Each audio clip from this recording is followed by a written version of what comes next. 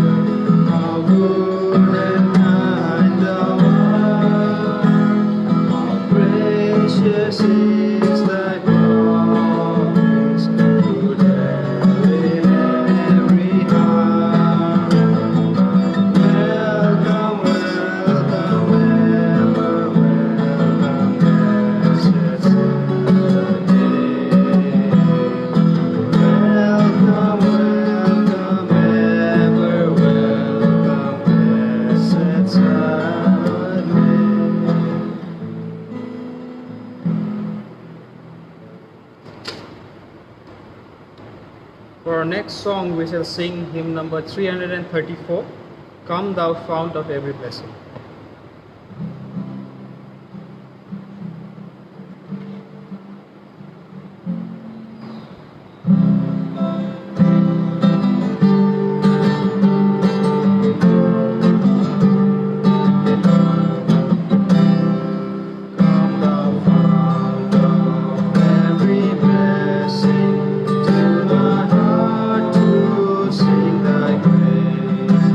Streams of mercy.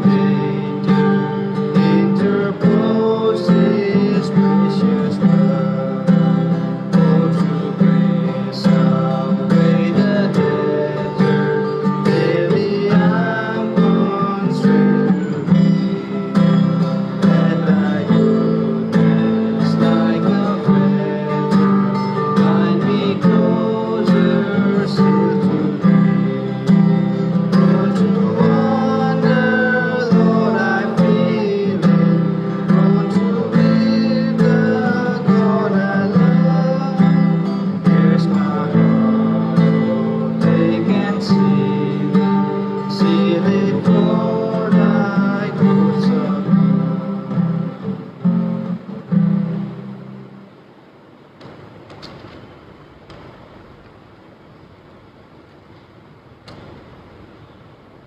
For our next song, we shall sing hymn number 358. 358, Far and Near the Fields are Teeming.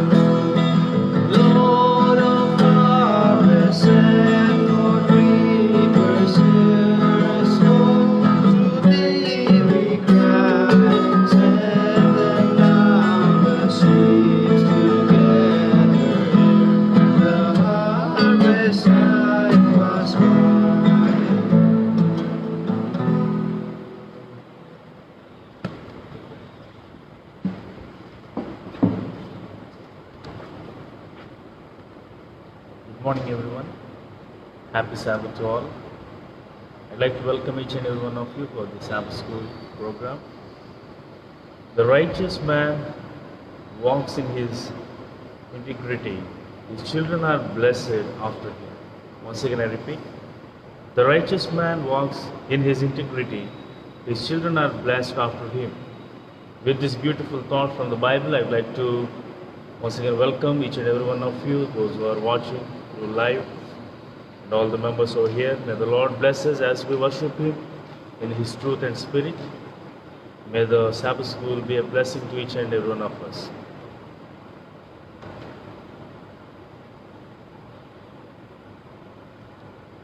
To begin our Sabbath School service, shall we all close our eyes for our prayer?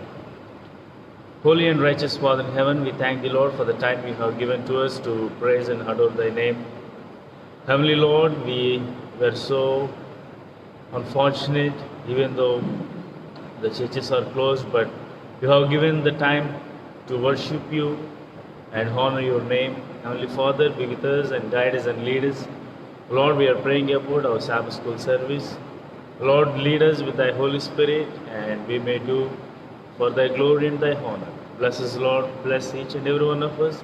Thank You, Lord, for the Sabbath day You have given in our lives. In Jesus' name I pray. Amen.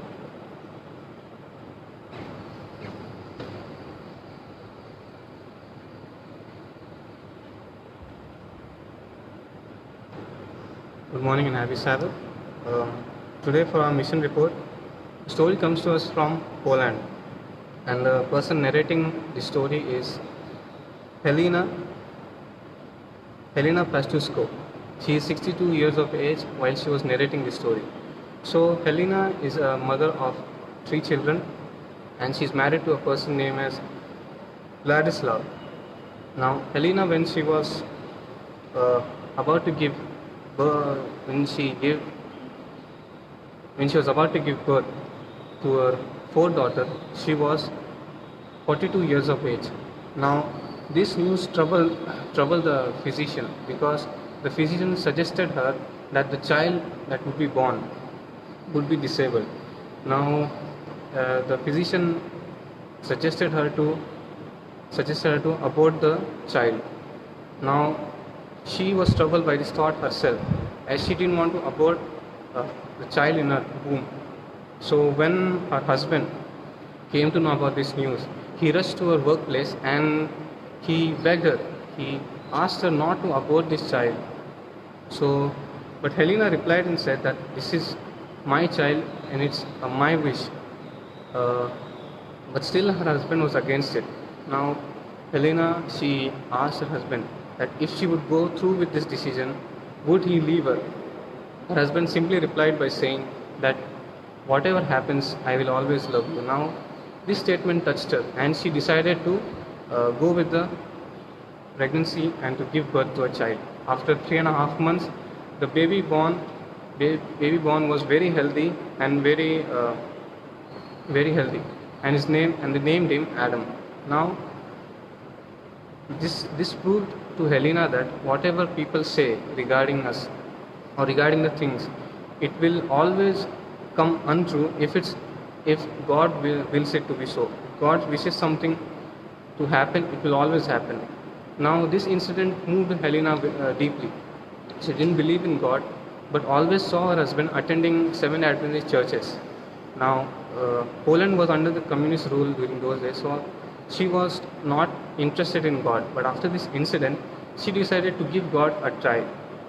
So, secretly from her husband, she would visit the local Seventh Adventist church pastor and she would take lessons from him. And to her husband's surprise, she took baptism and she decided to be part of the Seventh Adventist church. Now, following this, several months had passed and she was working in a Seventh Adventist seminar for further studies. And in a certain seminar, a person with Down syndrome gave a message that deeply moved her.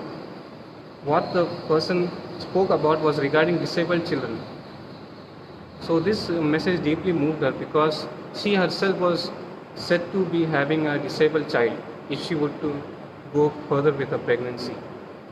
Now, after hearing that man's message, she decided to participate in the community services aiding the disabled people, because Poland during those days didn't have sufficient supplies and services to take care of disabled children. So while she was working in one of those community services, she met a boy. The boy's name was David. Now, this orphan boy was abandoned by his parents because he was disabled. He was abandoned by them, and unsuccessfully he wasn't able to be part of any family, because no one would want to adopt a disabled boy. So she took part in taking care of him, and every weekends she would take him with him to her home on Friday evenings, and Saturday evenings she would drop him back to the orphanage. So one fine Saturday evening, the boy David, he was very restless. He clung on to a chair and he wouldn't let it go. He kept on crying. Now Helena understood what this meant. The boy had been attached to her family and he didn't want to go. Now Helena was confused. She wanted to adopt David himself. So the next day she went and she brought this incident in front of her family. Now the whole family was against this, because she had already had so many children and this would be her 5th child. So, but Adam, who was 12 years old at that time, he was 12 years old boy, he vouched for David, and he asked his parents especially that however David behaves when he comes to the family, because David is a disabled boy, however he behaves, he will take care of him. Now this touched Helena and her husband deeply, and they finally decided to go with the adoption. In fact, we can see that God supported this decision, because even though she was 50 at the time, the court judge, he immediately accepted this adoption, and therefore David was part of a family. Now, after a few months, David joined the family. He had to undergo some leg surgeries. Now, the result of these surgeries did not satisfy the doctor, who said that David might not be able to walk in the near future. Now, Helena, positive from her previous experience with God, she believed that if God wills it, David will surely walk. And definitely, after 4 more surgeries, David is now able to walk. David, as of now, is 14 years of age, and he is deeply in love with God. Whenever David and Helena and their family go outside, people always ask them about their condition. How did they able to work through this miracle? And Helena always gives them a message about the gospel. So far, just last year alone, she was able to distribute 200 copies of The Great Controversy. Now, David himself, he says that his favorite chapter from the Bible is Psalms 23.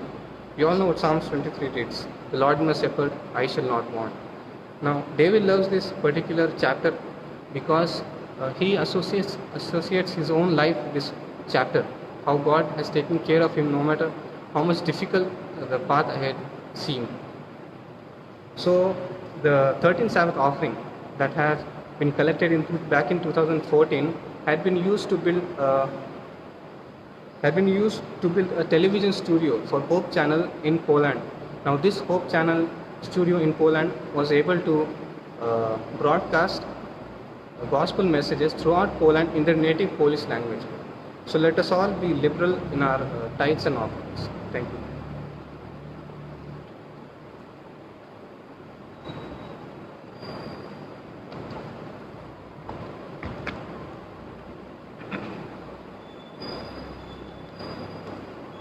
Good morning and a happy Sabbath day, church and family of God. I'm so glad that even amidst the pandemic and growing difficult situations, we are still able to meet as a family of God, even through social media. Romans 8:35 says, "Who shall separate us from the love of God? And shall tribulation or distress or persecution or famine or nakedness or peril or sword?" It is this love of our Father that binds us together as a church family and has brought us together still through social media. Praise God for that. I thank the pastor of this church and the elders for giving me the opportunity to take the Sabbath school lesson. Today's topic is the authoritative source of our theology. The overall study for this quarter is how to interpret scriptures. Before we go into the lesson, we will just have a small word of prayer. Our most gracious, kind and heavenly Father, thank you for this beautiful Sabbath morning, Lord. As we study your word, I pray that you will open our hearts, open our minds, make us to understand that this word is your word, and may your Spirit open our hearts so that we would receive the truth in this, Lord, and may we bear fruit. May we just not only be hearers of the word, but doers of the word. Thank you for hearing our prayers. In Jesus' name we pray. Amen. Have you ever wondered why there are so many denominations in the Christian world? We have one Bible and one God, but how come there are so many different faiths and different churches? And what is it that is different from different churches? And what is it that makes the Seventh-day Adventist Church different from the other churches? As we study today's lesson, we are going to go into those factors which play a major role in shaping our thinking and our understanding. And we as a church, on what do we base our doctrines and beliefs? There are certain factors that play a role on those. And today we'll just take a quick glance at those factors which shape our thinking. What are those factors? Tradition, experience, culture, reasoning, and the Bible itself.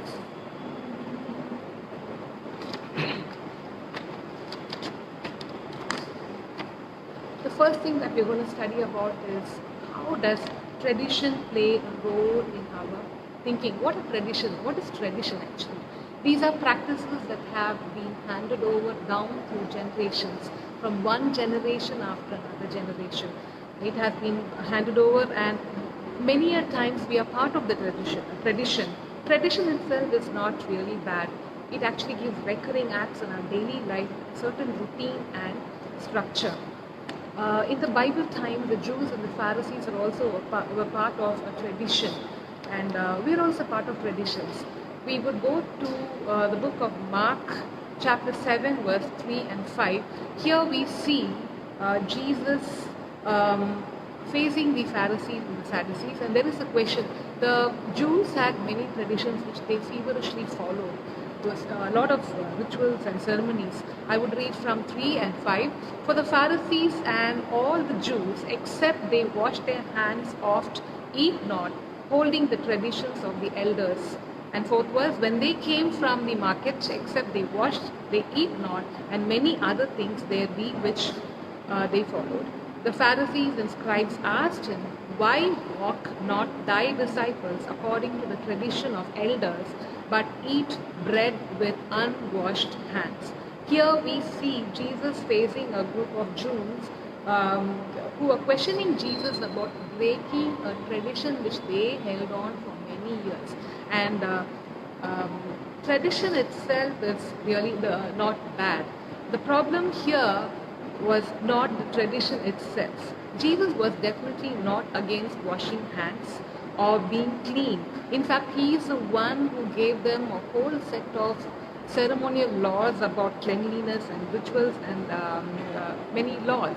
And let's see the answer which Jesus gives in Mark 7, 8 and 9. For laying aside the commandments of God, ye hold the tradition of men, as the washing of pots and cups, and many other such things ye do.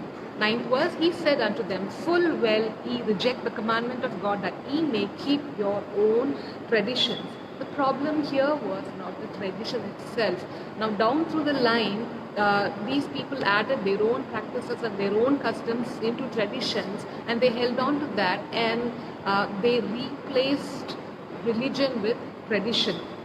And it was this substitution of tradition for religion that Jesus detested, and he was against.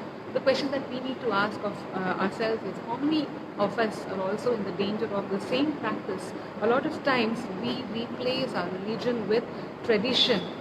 A few traditions that we follow, the day of worship itself. The Bible clearly commands us that the seventh day is a Sabbath day, but through tradition we have changed it.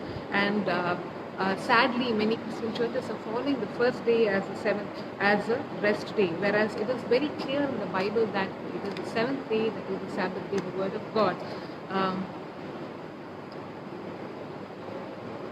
What I would like to say is, truth is more important than popularity and general acceptance. We must remember that though tradition plays an important role in our lives, it should never replace the Word of God. It should never be out of the harmony of God's Word. The second factor that plays an important role is experience. We'll go to Romans chapter 2, verse 4. Or despisest thou the riches of his goodness and forbearance and long-suffering, not knowing that the goodness of God leadeth thee to repentance. Let's go to the second verse, Titus 3, 4 and 5. But often that the kindness or love of God, our Savior toward man, appeared.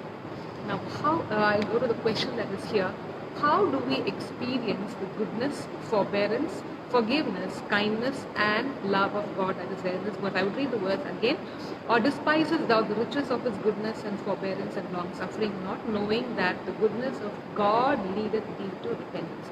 Now, how do we experience the goodness, forbearance, forgiveness, and kindness and love of God? Titus 3:4 says, but often the kindness of God, the kindness and love of God, our Savior toward man, appeared. Fifth verse, not by works of righteousness which we have done, but according to his mercy, he saved us by the washing of regeneration and renewing of the Holy Ghost. You know, our God works in several ways. He works in every possible way so that we experience his love, and His kindness and His forbearance. It is not like He created this universe and He just sat there and admired what He did. And when man fell, He didn't leave us doomed to die.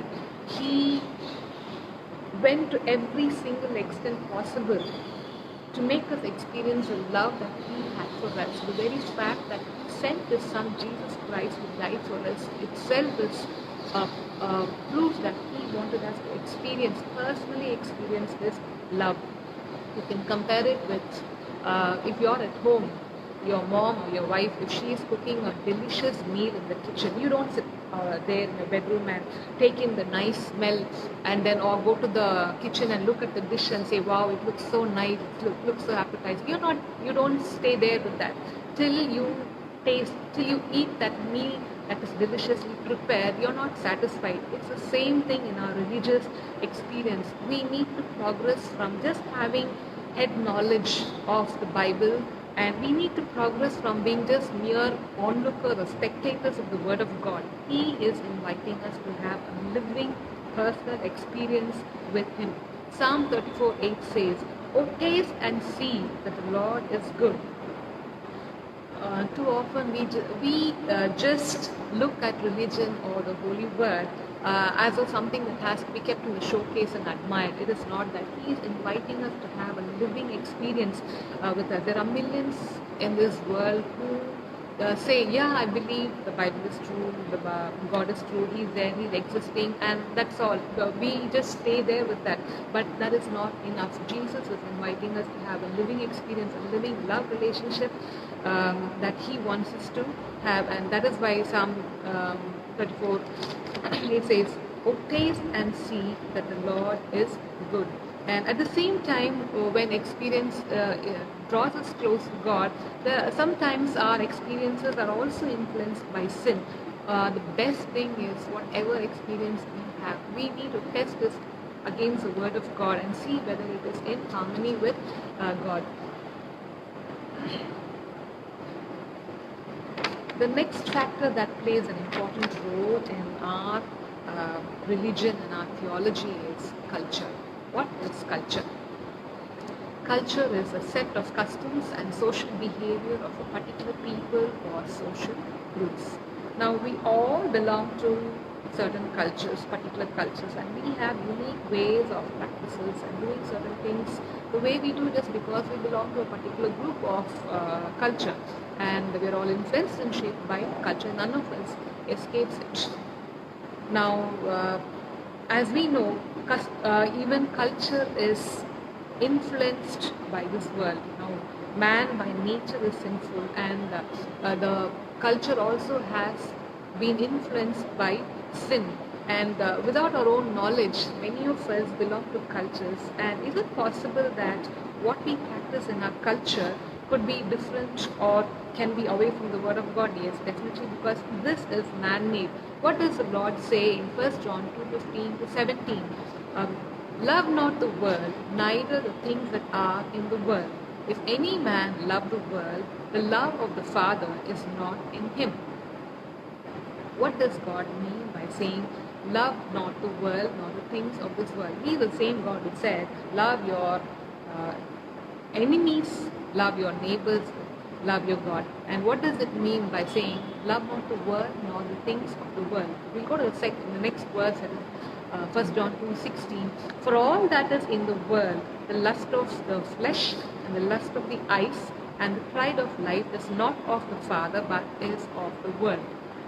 Now, anything that is influenced by sin, anything that is contrary to the Word of God, is not to be followed. And this is the principle by which we need to follow. And 17th verse says, the world passeth away and the lust thereof, but he that doeth the will of God abideth forever. We need to ask ourselves this question.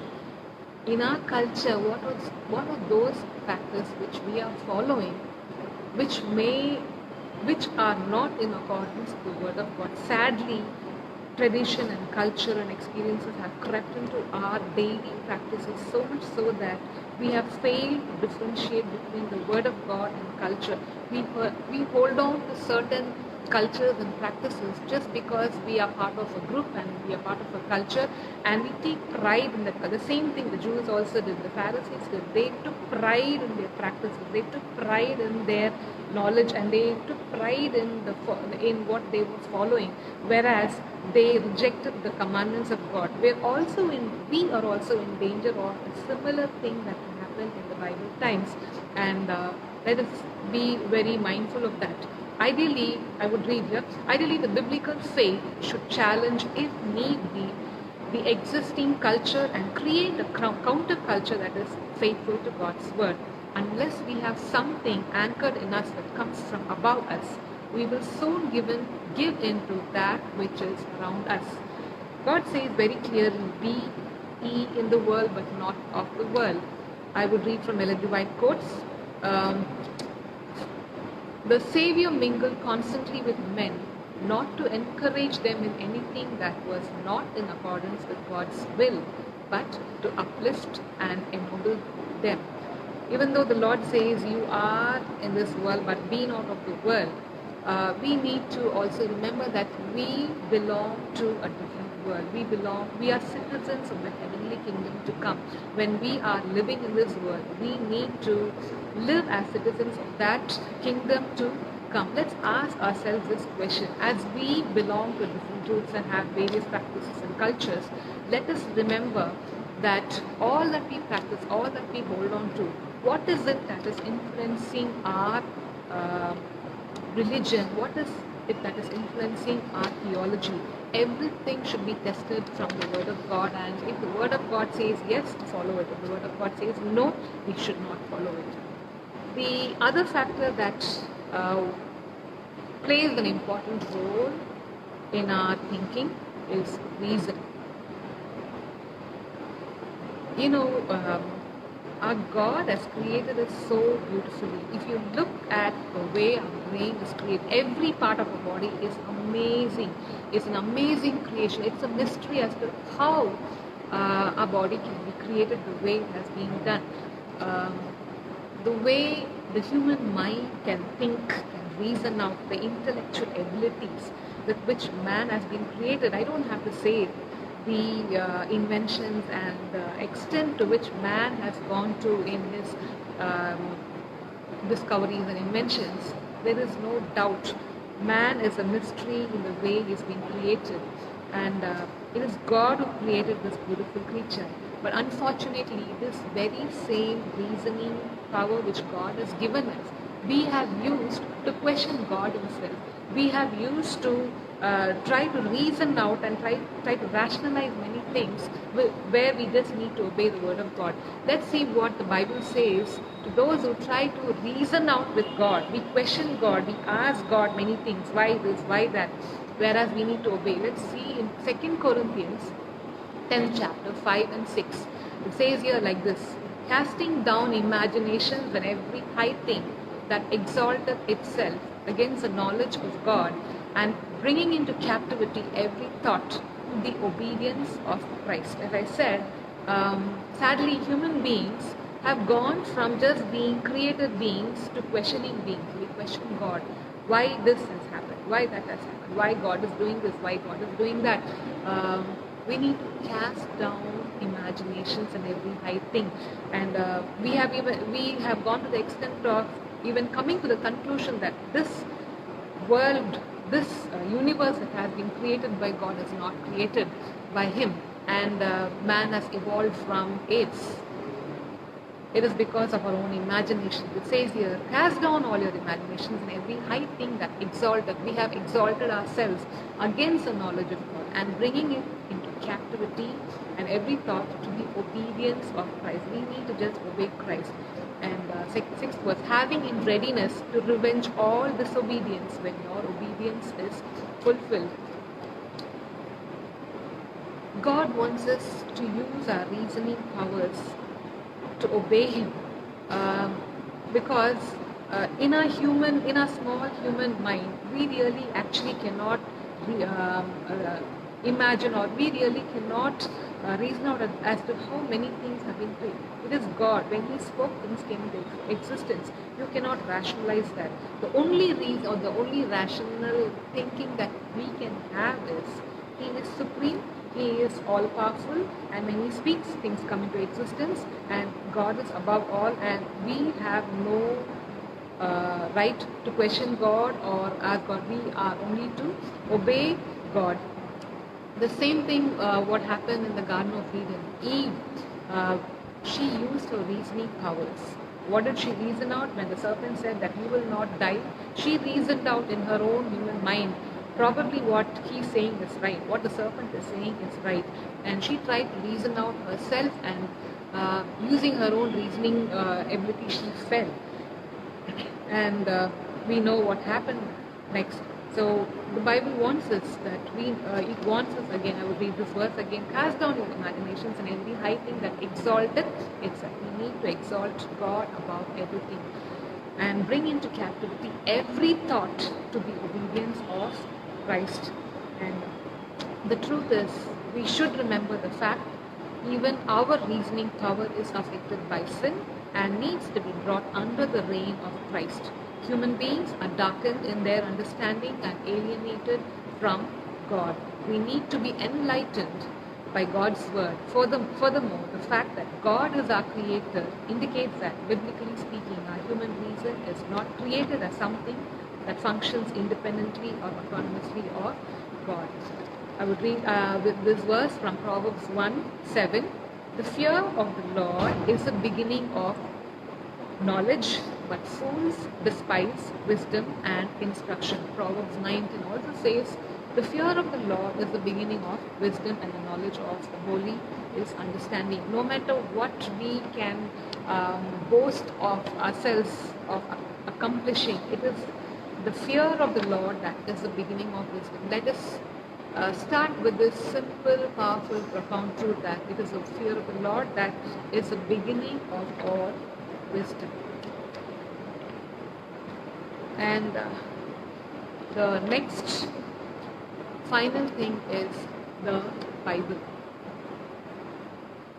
Now, all these factors which we have studied, tradition, experience, culture, and reasoning, all these shape our thinking and our intellect and our way of functioning to a large extent. But ultimately, it is this holy word, it is this Bible. Because at the end of the day, we must allow God's word to lead us and to guide us.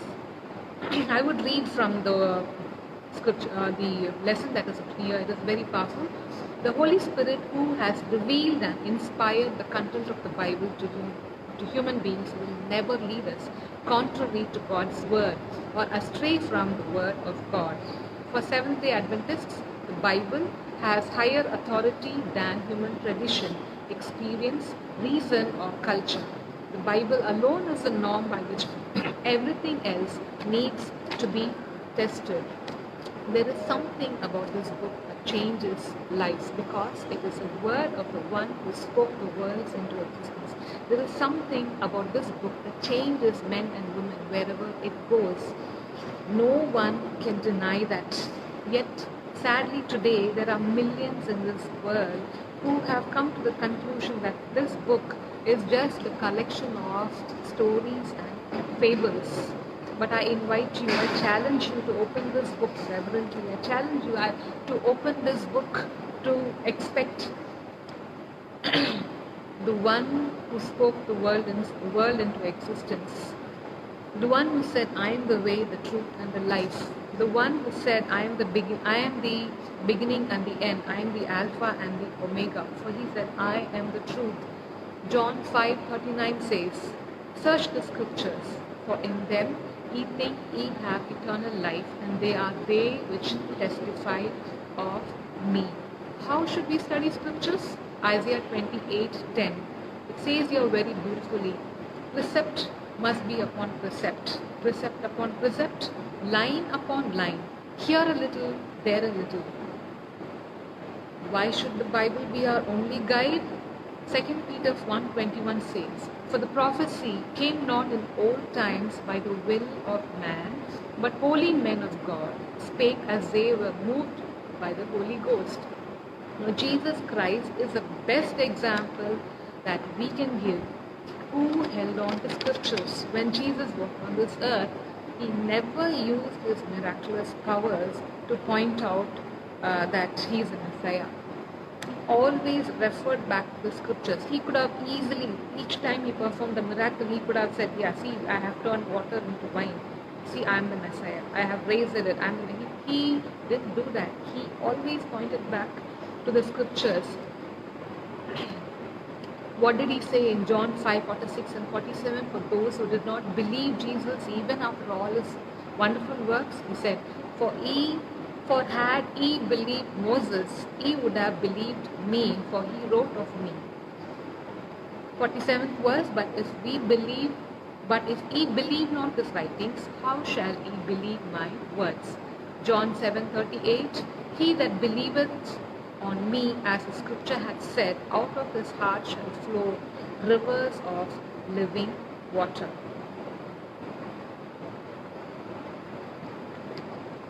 We as the Seventh-day Adventist Church, apart from the traditions and culture and experience and reasoning that we have, we base our theology and our theory purely on the Word of God. I would read again. Why is the Word of God so important and the ultimate authority? For the prophecy came not in old times by the will of man. We must remember that this is not just an ordinary book, not just a collection of history and reporting of facts. It is written by holy men as they were inspired. Holy men of God spake as they were moved by the Holy Ghost. The Holy Spirit is the real author of the Holy Scriptures, and the Holy Spirit alone can best help us to understand the truths in the Bible. What is the promise of Jesus that we have from this holy word? It says here in John 16:13, when He, the Spirit of truth, shall come, He will guide you into all truth.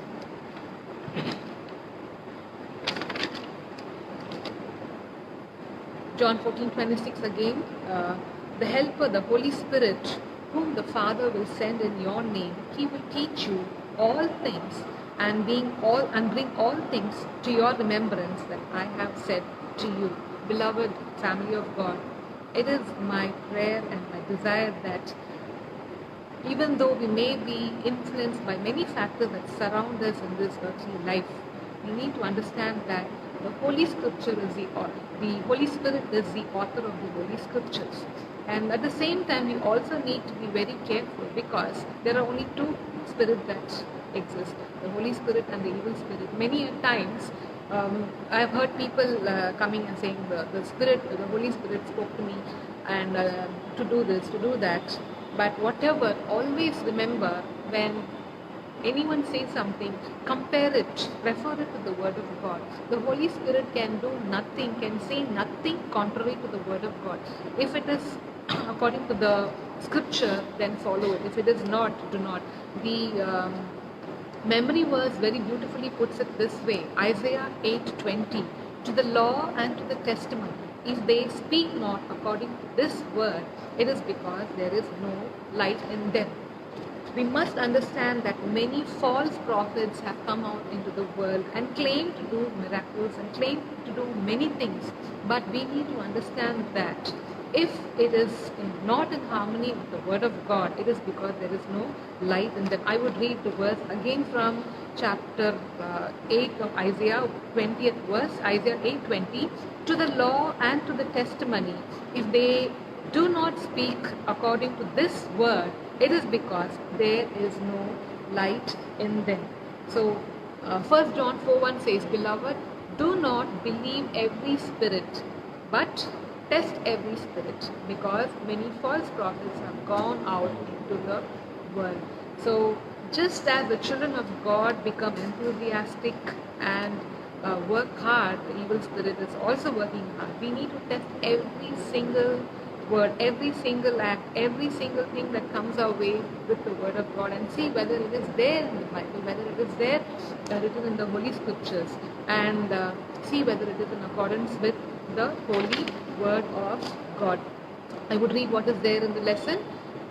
The Holy Spirit should never be understood to replace the Word of God. Rather, He works in harmony with and through the Bible to draw us to Christ, thus making the Bible the only norm for authentic biblical spirituality. The Bible provides sound doctrine, as God's Word is trustworthy and deserves full acceptance. It is not our task to sit in judgment over Scripture. The Word of God rather has the right and the authority to judge us and our thinking. After all, it is a written Word of God Himself.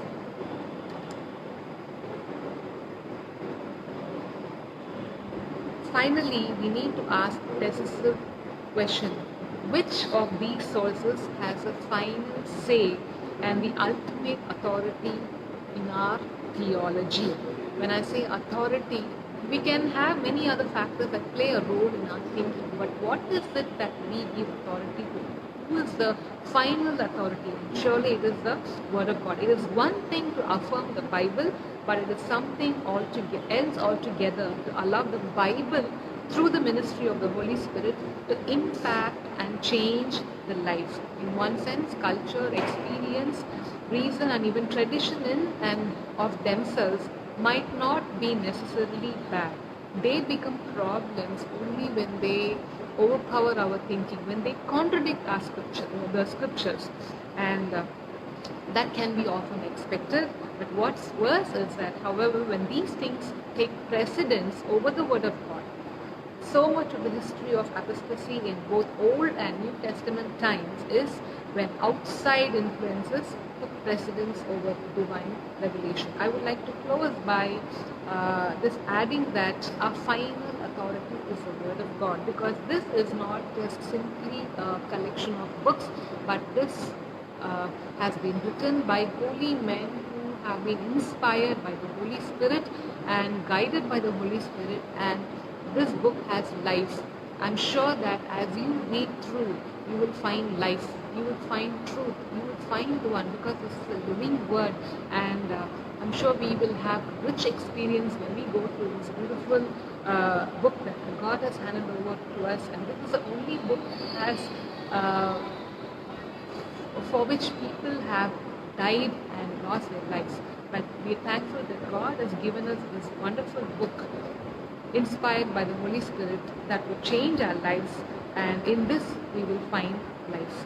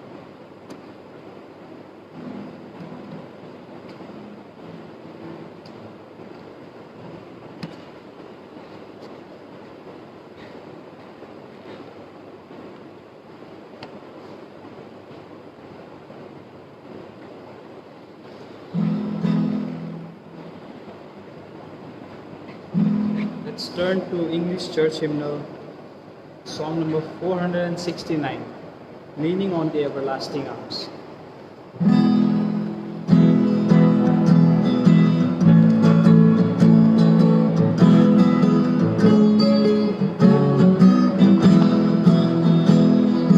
What a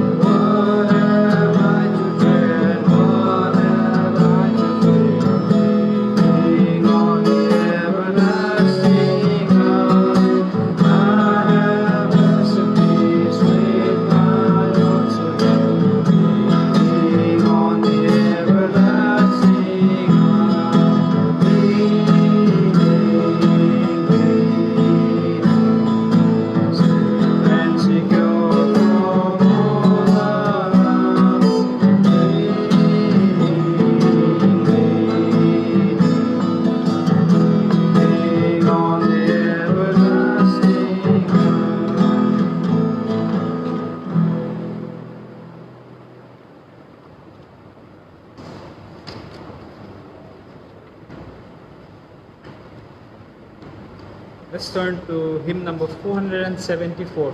Take the name of Jesus with you. 474.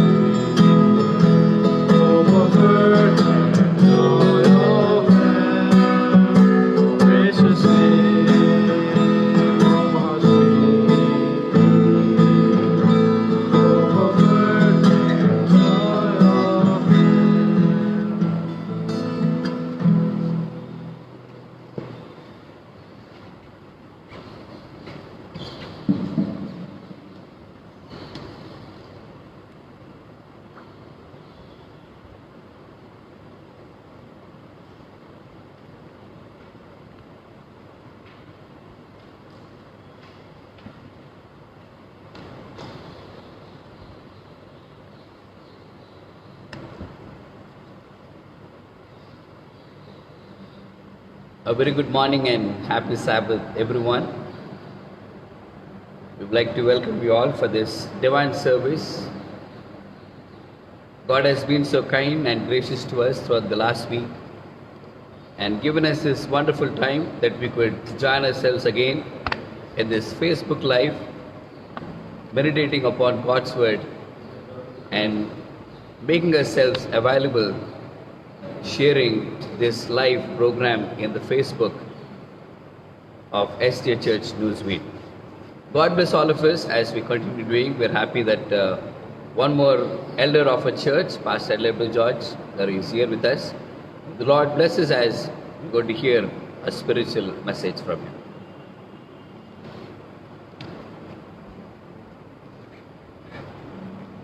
To begin our divine service for our hymn of praise, shall we all join and sing 384, Safely Through Another Week.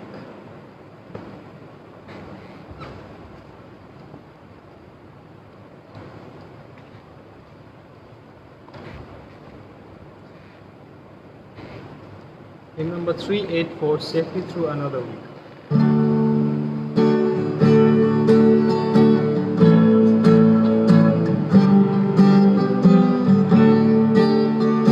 Safely through another week, Lord has brought us on our way. Let us now a blessing sing, waiting in His footstool. Day of all the week the best, emblem of eternal rest. Day of all the week the best, emblem of eternal rest. While we seek some lights of grace, through our dear Redeemer's name, show that reconciling face, take away our sin and shame. From our worldly cares set free, may we rest and stay in Thee. From our worldly cares set free, may we rest and stay in Thee. May the gospel joyful sound, over sin as comfort send. May the fruits of grace abound, bring relief to all the pain. Thus may all our Sabbaths be, till we rise to reign with Thee. Thus may all our Sabbaths be, till we rise to reign with Thee.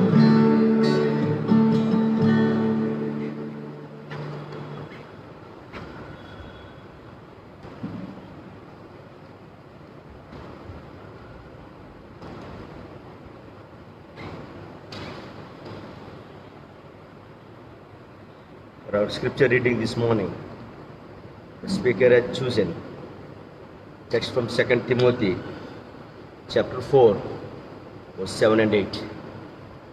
2 Timothy chapter 4, verse 7 and 8. I have fought a good fight. I have finished the race. I have kept the faith. Finally, there is laid up for me a crown of righteousness, which the Lord, the righteous judge, will give to me on the day, and not to me only, but also to all those who have loved His appearing. May God bless the scripture which is read just now. Shall we all close our eyes for prayer? Eternal God, Heavenly Father, we want to thank You so much, dear Lord, for all the blessings that You bestowed upon us. This morning we want to thank You, dear Lord, for the gift of life that You've given for us. Lord, our hearts are depressed. Our lives are confused. When we look at the church, dear Lord, it is empty. The chairs for the ministers are empty. There was no PA system. And the people we want to decorate the church, there was no flowers, new flowers kept in the church, dear Lord. Even our offering bags are empty. Lord, we want to come back. Lord, we want to worship You in this holy sanctuary. But Lord, because of this condition, we want to request You, Lord, please forgive us. And we want to request You, Lord, to grant us one more opportunity, dear Lord, so that we all could come and worship You and adore Your name. This morning, dear Lord, we want to thank You, dear Lord, for all the blessings that You bestowed upon us from the past. Dear Lord, this morning especially we want to commit Pastor L.W. George Uncle. As he's going to deliver the holy message, my Lord, we want to bless him and grant him the Holy Spirit upon him, dear Lord. Lord, we want to pray for our pastors, bless their family. Lord, we want to pray for all the church members and the elders. Lord, we want You to bless them and grant them good health. May You bless every one of us to take shelter under Thy wings.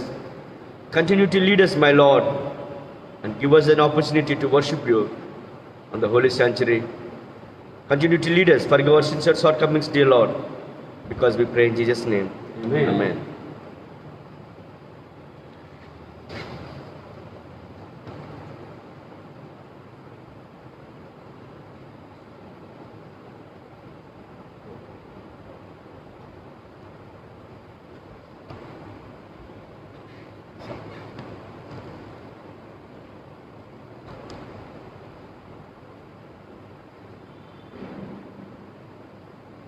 యేసుక్రీస్తు నామములో అందరికీ శుభములు. దేవుని యొక్క వాక్యం మలాకీ గ్రంథం 3వ అధ్యాయం 10వ వచనంలో, నా మందిరంలో ఆహారం ఉన్నట్లు 10వ భాగమంతయు మీరు నా మందిర నిధిలోనికి తీసుకొని రండి. దీని చేసి మీరు నన్ను శోధించిన ఎడల నేను ఆకాశపు వాకిండ్లను విప్పి పట్టజాలనంత విస్తారంగా దీవెనలు కుమ్మరించదనని సైన్యములకు అధిపత్యగా యెహోవా సెలవిస్తున్నాడు. ఇది కానుకల సమయం.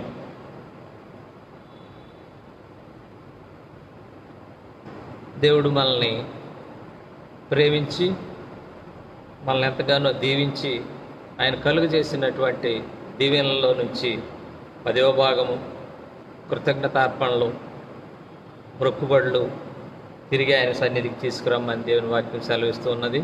ఆ రీతిగా మనం చేసినట్లయితే పట్టజాలనంత విస్తారంగా దీవించి దేవుడు మనల్ని ఆశీర్వదిస్తారని వాక్యం సెలవిస్తుంది. కనుక మనం ఎక్కువ మంది కూడుకోలేని పరిస్థితి మీకు తెలుసును. మరి మనకు కలిగిన దాంట్లో దేవుడు ఆశీర్వదించిన దాన్ని బట్టి తిరిగి ఆయనకి సన్నిధికి తీసుకొద్దాం.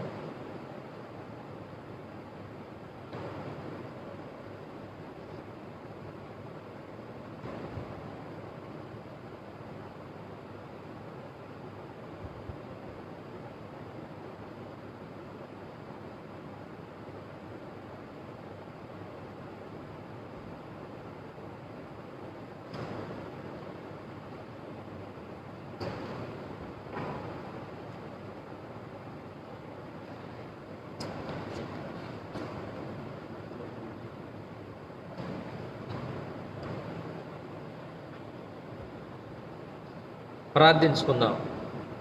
సర్వశక్తియు మిక్కిలి కనికరం కలిగిన మా ప్రియ పరలోకపు తండ్రి, పరిశుద్ధుడా, మీ నామానికి స్తుతులు స్తోత్రం చెల్లిస్తున్నాం ప్రభు. ఈ పరిశుద్ధమైన విశ్రాంతి దినంలో కొద్ది మంది మాత్రమే ప్రభు ఈ రీతిగా కూడుకోవటానికి మీరు అవకాశం ఇచ్చినందుకు వందనాలు.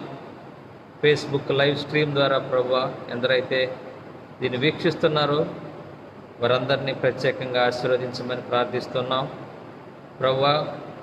ప్రస్తుతం మేమున్న పరిస్థితులు మీకు బాహాటంగా తెలుసు ప్రభు.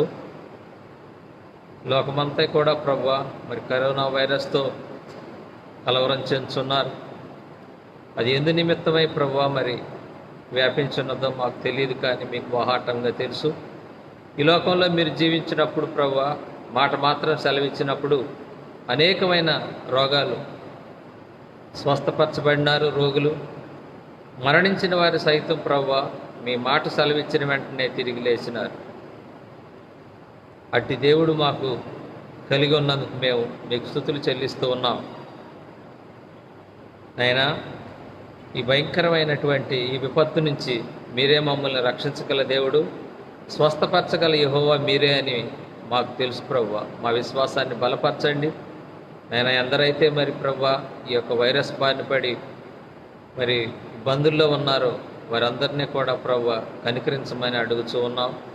బహుశా మాకు ఇది ఒక హెచ్చరిక అయితే మమ్మల్ని మేము సరి చేసుకొని మీ పాసానికి వచ్చి నా ప్రభువా మంచి పరిశుద్ధంగా జీవించే భాగ్యాన్ని మాకు కలుగు చేయమని, సంఘాన్ని ఆశీర్వదించమని, కానుకలను దీవించమని యేసు పరిశుద్ధ నామమును బట్టి బ్రతిమాలి వేడుకొంచున్నాము తండ్రి.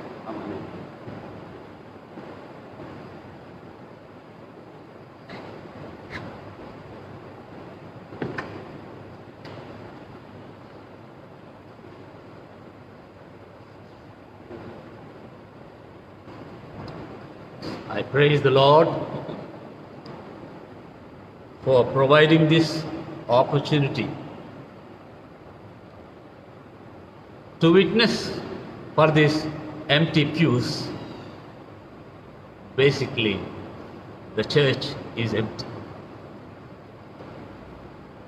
As Daniel prophesied, we are living in the last days. Christ's coming is at very close. We are just living at the last moments of this world's history.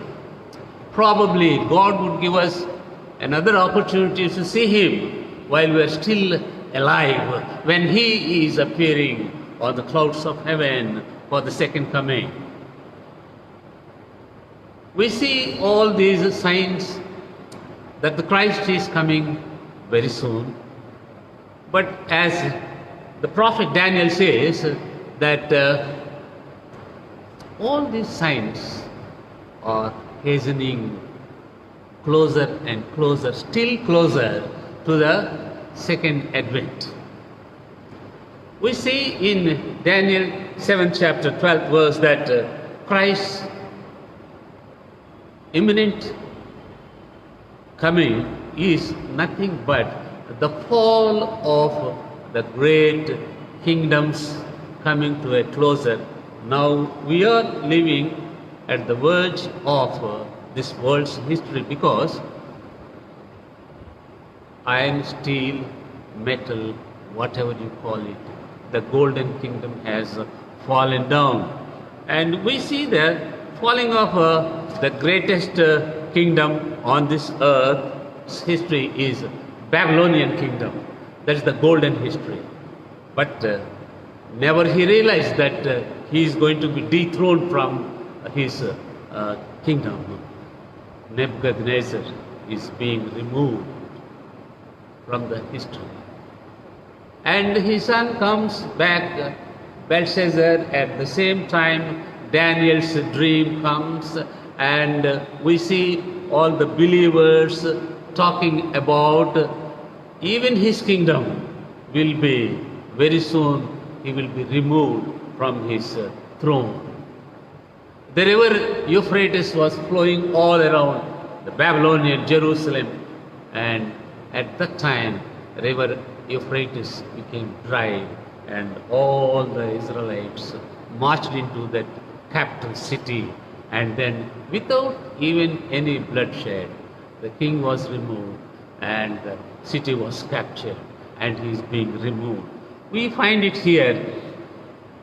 Here, Belshazzar was given many opportunities, like how we live today.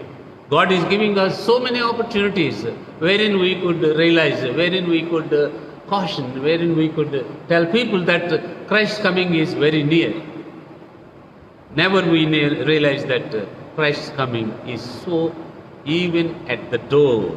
Here we see he had seen his grandfather Nebuchadnezzar moving out from his throne. At the same time, he has become so proud.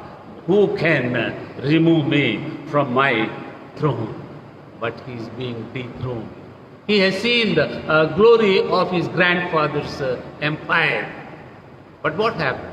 Finally, he had to come down and then remove from his seat. Many times we have forgotten the lessons that God is teaching to us. Why we are having today this kind of calamities? Because as believers, we fail to hear the admonitions of Christ, because we are not able to digest what God is telling to us. Everyone to his own way, all we like sheep have gone astray. We all have gone away from God's admonitions. As a result, we find these kind of calamities. That's the reason we, even Ellen White writes to us in her writings that Christ is always giving an opportunity wherein we could come down and then wherein we could learn many good lessons. But we never realize that Christ's coming is so soon. And we are here finally trying to find out the answer for our questions. And here, alongside the big picture that we are going to see, we have been seeing. Never in our lifetime we see that these kind of things happen even in India. I have come all the way from a cold country and we are sweating here in the month of April, so hot. But we come from a cold country and then it is so pleasant there. But the life is not that pleasant today. We can't come out of our homes. We can't go to the grocery stores. We can't buy things. Literally, people are starving. Though they have abundant things in their hand, but what happens? Christ is trying to teach to us the importance of change of lifestyle. We are not being changed. You know, God is trying to teach to us how best we can learn things. We are not able to learn things. Even our modern preachers, even our latest civilized evangelists like Saint Paul, I should mention his name at this time. Why? Because, you know, he tried to preach, he is going traveling from place to place, establishing churches, gathering believers, and then organizing churches, and then telling to the people that we are not able to realize how important it is. Though at the beginning of our civilization, those days, Paul was traveling from place to place and then visiting churches and cities and then countrysides and then establishing churches.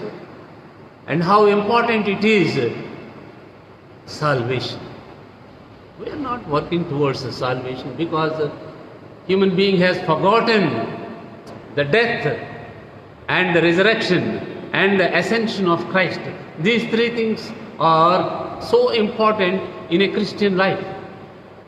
As a believer, we should believe that Christ came into this world, lived like a human being, and then he has ministered for some years, and then his ministry should not go waste. His ministry should be fruitful.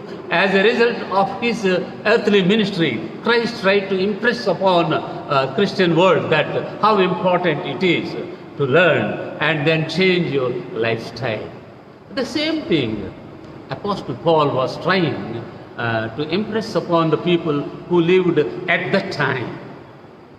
But Paul says, I have fought a real good fight. You know, he says, to them that love the Lord, God is going to give a crown of glory. Not only to me, whoever believes in him, he will be given a crown of glory. But we are at the verge of this world's history, still living here to see, to witness how the Lord is going to descend from glorious to glorious, to come down from the heavenly portals and then come down to resurrect and take the saints, the righteous people. Not only to me, to all those who believe that Christ is the one who is going to give us eternal life. Ellen White is writing to all her believers, and whoever reads it alongside, we see here Daniel told the wicked king that Belshazzar, you should change, you should change, you should change. He repeatedly told him, but he never realized. But he realized that Daniel's God is the real God. Daniel's God is the true God. Daniel's God is the living God. He believed, but he was unable to change his character. As a result, he had to face the defeat and then removed from his throne. Here, Daniel, even in the book of Old Testament time, he was the big prophet who have been preaching and telling people that he is a living witness. Because even when he was put in the lion's den, there was another angel standing next to him. And then this king comes in anxiety and perplexity and in anguish. He has come down to that lion's den and Daniel, are you still alive? He had that whole night he could not sleep. He has nightmares, and then he knew that he is the real living God's son. He is the real living God's prophet. He is the real God's follower. So he knew that his God is the living God. That's why he could not sleep the whole night, and then early in the morning, 5 o'clock, even still it is night, he comes to the den trying to ask Daniel, are you still alive? What a question. We are still alive here facing so many things in our life, day-to-day life. We, the Christians who are living at the last days of this earth's history, we are going to see how the glorious God is going to come down to take all his righteous people along with him. Not only who dead, but who are alive. You know, Paul, even in his earthly ministry, Paul, what happened last days, he has been traveling. But God already showed him his death. God already spoke to him that he is going to be persecuted and then he is going to be killed. He realized that, but he was prepared. Not only mentally, spiritually, Paul prepared for his death, ultimate end. And then he knew that people are going to stone him to death. He was prepared. And then he told his good friend what he said, come down, I still would like. I am anxious, not only anxious, I've been longing to see you, my friend Timothy. Why? Because you are my good friend. You know, God many times he told, though King David made so many mistakes, what he said, he has given a very good statement. He said, King David is a man of my own heart. What a certificate, what an acknowledgement God has given about King David. You know, King David made so many mistakes in his life. And then he has asked for the forgiveness. That's the reason, that's the beauty of the whole David's life. You know, he went, he humbled himself. Though he was a big king, he never realized it. But he thought, he went very humble to the presence of the Lord, and then he confessed, and then he told, my Lord, I have made so many mistakes, forgive me. He asked for his forgiveness. That is the reason God said, yes, King David, though he has made so many wars, though he has killed so many people, though he has made so many mistakes, he still is the heart of my friend, very close friend. Likewise, Paul, in his ministry, while he was traveling from place to place to place, what he did, he was establishing small companies, small churches, and then strengthening those believers. You know, John Wesley was a European, he's a preacher, John Wesley. He also, like St. Paul, has been traveling from place to place and establishing Wesleyan churches, Wesleyan belief. There's a Christian, he's preaching about the salvation of Christ, John Wesley. He was traveling one night from one village to another village. Those days, they don't have traveling facilities. They only had to go by horseback, you know. And he had a small, it's not like a bag, he has a few things in his packet, and then he put on his shoulder in the midnight, 11 o'clock. After preaching in one village, has been going into another village, a highway robber came, and then he almost tried to kill him and then take away the property that this man has, because has been traveling on a horse, which means he thought he is a rich fellow. When he opened that packet and then found out, he found one small New Testament Bible in the packet. And this thief, how come I have robbed? He is a saintly man. He is the Son of God. And then I tried to rob him. And then he changed his whole lifestyle, the highway robber. And then he has become altogether a changed man. And he started preaching about how John Wesley was preaching. And he is also going to village, this thief, and then meeting Christian believers and telling them how important it is to change lives, how important it is to have salvation, and then how God has died on the cross of Calvary for you and for me, and then he has shed his blood for each one of us. and this highway robber was preaching. After a few months of time, it so happened, one night John Wesley was preaching in a village. And in that village, he found a lot of people sitting and listening to John Wesley. Wesley was preaching a very good sermon. How Christ suffered on the cross. How those people, Roman soldiers, have killed and stabbed him to death. How they crucified him. And then he has been preaching a sermon about Christ's crucifixion and his death and the resurrection. John Wesley was preaching. Finally he said, as a human being, have you got anything to say? And this highway robber was sitting among this audience, and then he got up with his small Bible in his hand, and then he comes to John Wesley. Sir, I am a thief. You have changed my life. Not only to me, to all those, wherever I go, I always preach about the salvation, about the crucifixion, about the resurrection of Christ. And then I made people Christians, and I am a thief. Now that I am a changed man, here is the Bible that you used to have. What a witness. What a wonderful witness. This thief has told John Wesley. Today, we still have Wesleyan churches in Secunderabad and Hyderabad. Isn't it right, Brother Methuselah? Right next to your school, we have a Wesleyan church in Secunderabad. This is the same John Wesley who established this church. On his theological doctrine, the churches were being established. And we see at the end that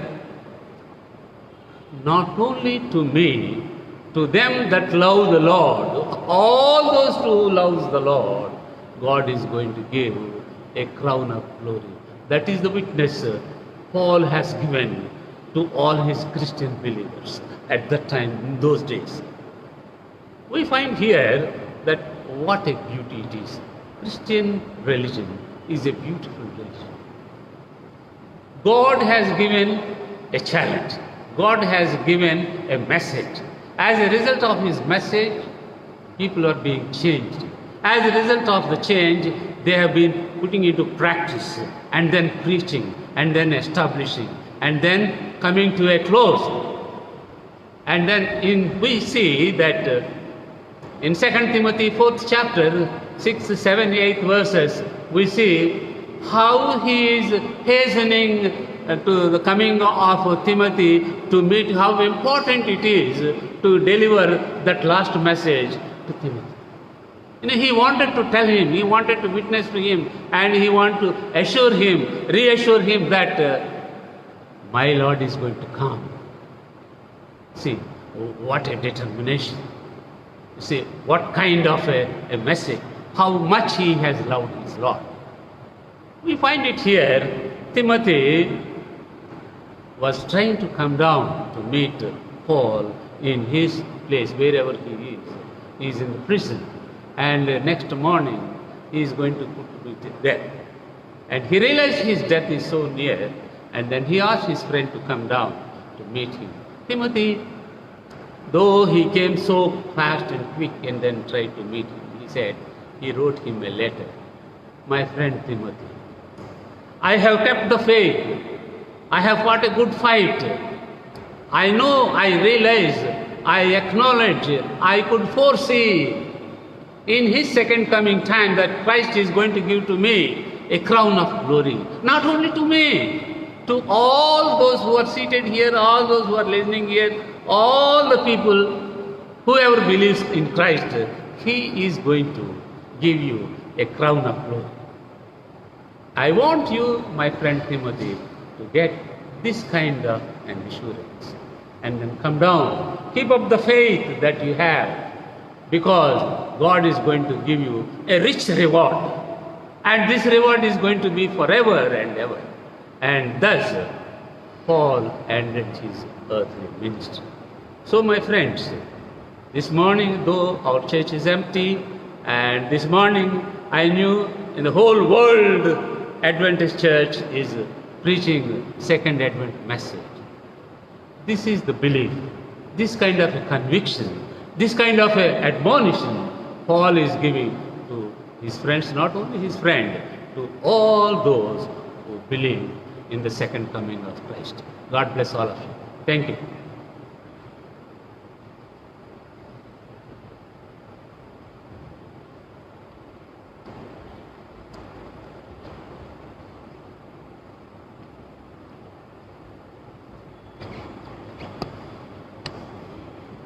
To bring to close the inspiring message, I'd like to thank Pastor L.W. George for his wonderful end-time message. To close our divine hour, shall we all join our voices and sing as for our hymn of consecration 602, O brother, be faithful.